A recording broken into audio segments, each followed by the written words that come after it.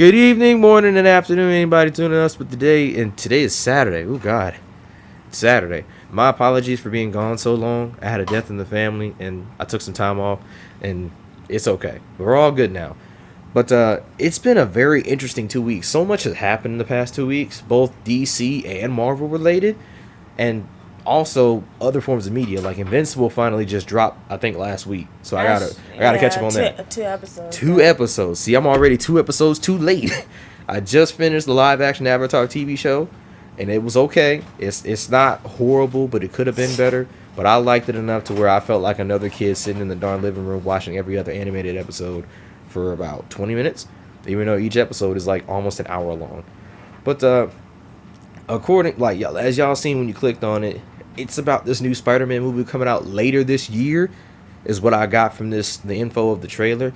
We have our boy Chad Riggs. I hope I'm saying his name right too, from The Walking Dead, who played Carl Grimes.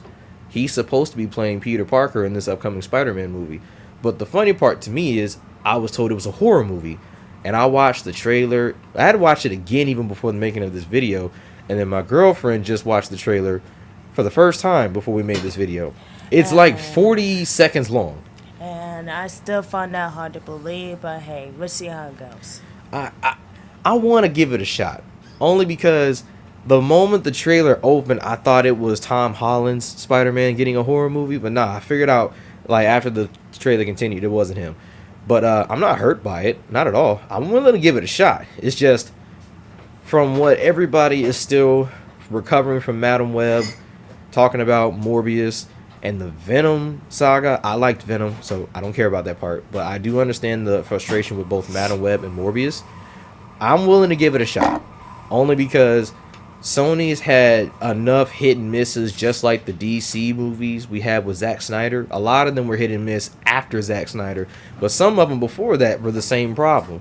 Like, not a lot of people like Batman vs. Superman. I didn't like it as much, but when I watched it the first 5 times, I loved it. But after I watched it 7 more times, 8 more times, I started to see the flaws because the excitement wore off. Same goes for, like, say, the second Wonder Woman movie. I liked the second Wonder Woman movie. But, like, as you keep watching the movie, you start to see the flaws. But that's okay. I think that's the best part about certain movies is that no matter how perfect they might seem, they have flaws. Like, you know how many people keep pointing out, like, the flaws in Endgame right now? Just repeating all the sets from their previous movies? I don't blame them. They had a tough time. They had years to recreate all these sets. I don't care. Like, everybody's still mad about that elevator scene. It wasn't there. I don't care. It was good. Now, with this Spider-Man movie, though, when it said it was a horror movie, my first thought was that 6-armed actual spider from the animated TV show. Look, when he gave away to the spider and he tried to cure his spider powers and all this stuff, and he made it worse. Oh damn! Did you not watch that show? What show? The Spider-Man animated TV show from 1994. No, I haven't. Dang. Okay. Well, if you watch the show, you know what I mean. I thought you did. There's a one episode, or in this case, there's a saga in the show where he wanted to stop being Spider-Man altogether, and he created a cure to get rid of his spider powers once and for all. But instead of getting rid of it, he made it worse. He was good for like a day, but one night when he tried to go to bed, he was feeling stomach pains, and next thing you know, he had 4 extra arms like come out of his ribs, and then he started crawling all over the place with 6 arms. He was shooting like webs out of his mouth, like actual organic webs. It wasn't, artificial. And next thing you know, he starts turning into this actual grayish torn Spider-Man monster. This was also the introduction of Kraven in the show, because Kraven the Hunter wasn't really, a villain. He was an anti-hero. He fell in love with one of the doctors in the show, and what he made his mission to do was to hunt down Spider-Man. After that, though, he kind of became this weird anti-villain where they were paying him to hunt him down, or something crazy happened and he just felt like hunting him down. Like it was like that cat and mouse back and forth thing. But it really wasn't always personal. So I think that's the best part about the introduction of Kraven.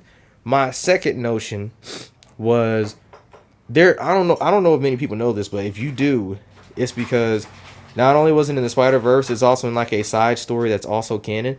There is a universe where Spider-Man's entire anatomy is literally embedded into thousands of tiny little spiders, and they make up Spider-Man. Like his entire consciousness is in these spiders. It's a horrible thing. I think his original body was eaten by these spiders, and his conscience transferred to them.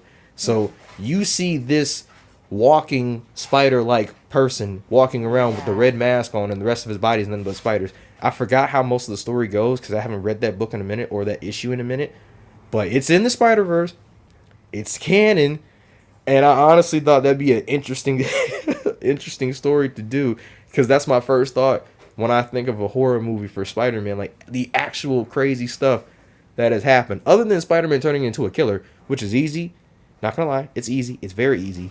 But stuff that involves the physical horror aspects of things, I would have enjoyed that. That would be so cool. But Right. but you can only get so much. I'm not gonna argue about it. I'm not gonna fight about it. At the end of the day, people are gonna make these movies. We have a, if I had to give a percentage, we have like a 22% uh choice in the matter of what gets made, how it gets made, and who makes it. The last time I saw is we had more than 22% is when we bullied a particular company to fix Sonic. Other than that, every other movie we've had, rather it's game, comics, or anime related, we had no say in it. Not one. So all we could do is use Twitter and see how far we can get with these type of movies. Honestly, I don't want Sony to stop making none of these Marvel-based movies with Spider-Man stuff. It does give other characters an opportunity to shine, but I do agree with certain people where they're turning all the villains into heroes. Now you're kind of, how do I say this? You're kind of twisting what comic books used to be like back then. Adding more to a villain is okay. Turning a villain completely upside down is crazy. Like, for example, they did this with Superman and Lex Luthor during the Rebirth series. Luthor is no longer a villain, even before that. But now they flipped him back to being a villain, and I'm kind of tired with these flip-flops. Jason from, Red Hood, he makes sense. He's been through a lot. He don't mind killing. That's cool. I'd rather him stick with that because he does things that other heroes wish they could do, but they choose not to because of their moral code. Spider-Man and Marvel, Marvel characters, they don't mind. They really don't mind unless if you push them to that breaking point, they really won't care. Even Peter has done it, and he didn't care at one point.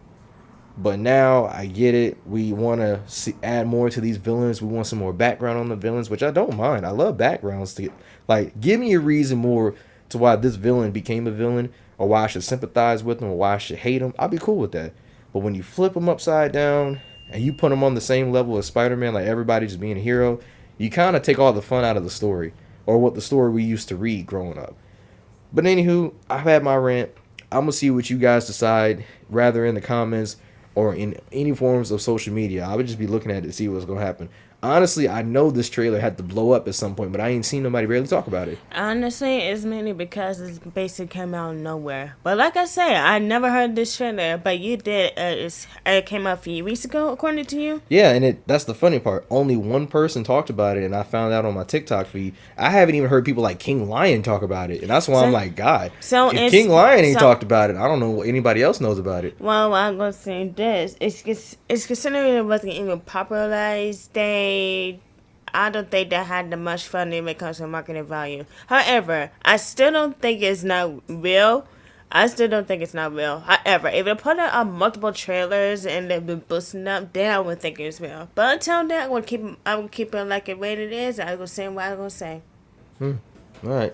Well, y'all tell us what y'all think and tell us what y'all know about the movie. If you got any more, let me know. If you don't, just let me know what you think about it. I know we don't want to talk about Madam Web anymore or Morbius or anything Sony related unless it's Venom. Which, by the way, the title for Venom 3 is called Venom: The Last Dance. I don't know who the villain is. I don't know what's going on. Hopefully the title matches the story. But I'm still going to watch the movie in the theater nevertheless. So, y'all let me know. I'll catch y'all on the flip side. Later, Websters. See ya.